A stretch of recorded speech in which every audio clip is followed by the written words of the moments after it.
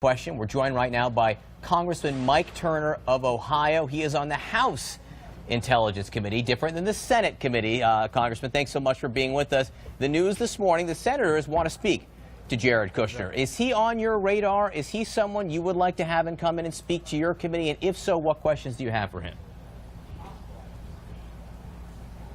Well, not at this time. I think this certainly shows that the investigation is moving forward, and certainly even the New York Times in their article says that during a transition it's not unusual for members of a transition team or an incoming administration to meet with foreign officials during that time period. But this all does have to be looked at in the light of the Director of National Intelligence, former Director Clapper, having said that during his time period of this investigation from June to January, with the Intelligence Committee, that he saw no evidence of collusion. And we certainly have the Chairman Nunes of the House Intelligence Committee, who certainly has had exposure to all of the intelligence that has been provided to Congress, who said he similarly has seen no evidence of collusion. So what's important is that showing that these investigations are moving forward, but at this time there certainly is no evidence of collusion that's been presented to Congress. All right, just to be very clear for our viewers, you guys are running separate track investigations, the Senate Intel Committee and the House Intel Committee. The Senate wants to talk to Kushner. He's going to talk to them. This is the only person in the White House currently to be questioned by these committees, and the closest person to the president, and someone who we now know sat down during the transition with the head of one of the biggest banks in Russia, a bank that is sanctioned from under the Obama administration, a bank who on its board sits cronies of Putin, including Medvedev, and you have no questions for him?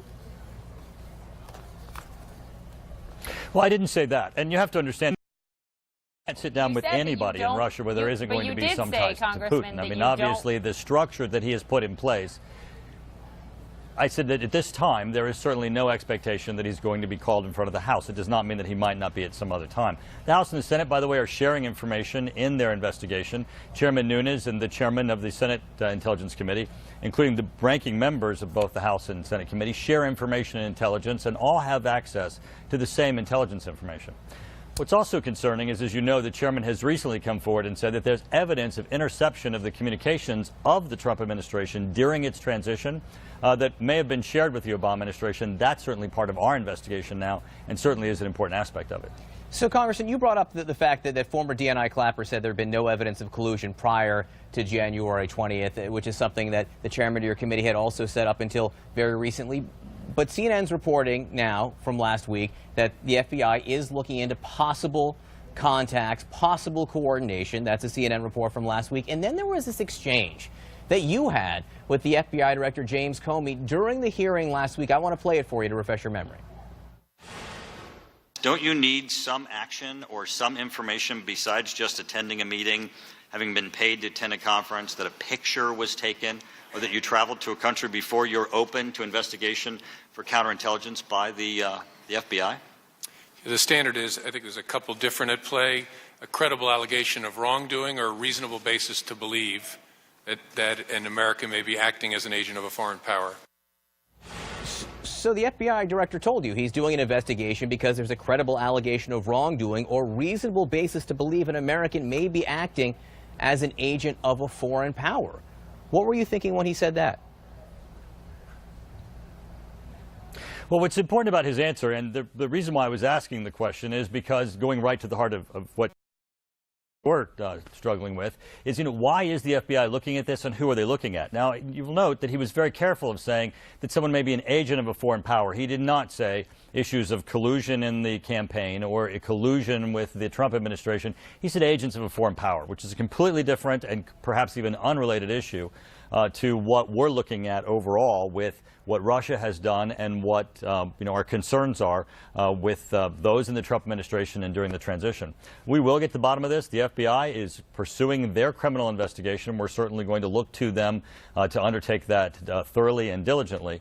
But it certainly does illustrate that the FBI, in looking at this, is looking at all aspects. So our investigation in the House and in the Senate are also coordinating with the FBI. All right, so let's turn to health care. Obviously, still a major headline after the bill was pulled on Friday. You were planning to vote no, one of the Republicans planning to vote no. You said that essentially the Freedom Caucus pushing to get essential benefits taken out was just a bridge too far for you. If Republicans cannot get through the signature promise of many of their campaigns in this president's campaign, when they have control of the White House and the Senate and the House, this does beg the question, can Republicans govern? Do you have faith your party can get these promises done for the American people? Absolutely. And you have to remember also that in the Senate it takes 60 votes, not 50, to get something through. So even though Republicans are the majority, they do not control. One thing that's important is a bill that was going to go forward in the House, which I would have voted against because it would have cut benefits for my community. And also, as you said, the essential care benefits had been eliminated. This is a bill where we could look to the Senate and say, let's conference a bill and find out a bill that 51 senators could vote for, and then come back to the House with a bill that we know Congress can support. This bill, even though it was troubled in trying to get it out of the House, similarly would not have got through the Senate. We need 60 votes to get it through the Senate. That's why we're doing this arcane reconciliation process, just a portion of the overall Obamacare repeal. This gives us an opportunity to, I think, do some negotiations and come about a bill that serves the American public. Simply put, does the Freedom Caucus make your job harder? Does it make it harder to get things done in Congress, Congressman? Absolutely. And I think the Speaker is beginning to see that there's some grave difficulty in having one group that organizes themselves in a fashion where they view themselves as separate from the rest of the conference or separate from Congress themselves. They're not acting individually. They're having a group or mob mentality that I think is something that the Speaker is going to have to address, whether it's this bill or anything else moving forward. The Speaker is going to have to address this issue, or he will be dealing with gridlock, not just in Congress, but in the House. Mob mentality? When you get a group together that says, you know, we're all going to pledge voting together, I think it certainly is a group that that has characteristics that the Speaker needs to be very concerned about. Republican Congressman Mike Turner of Ohio,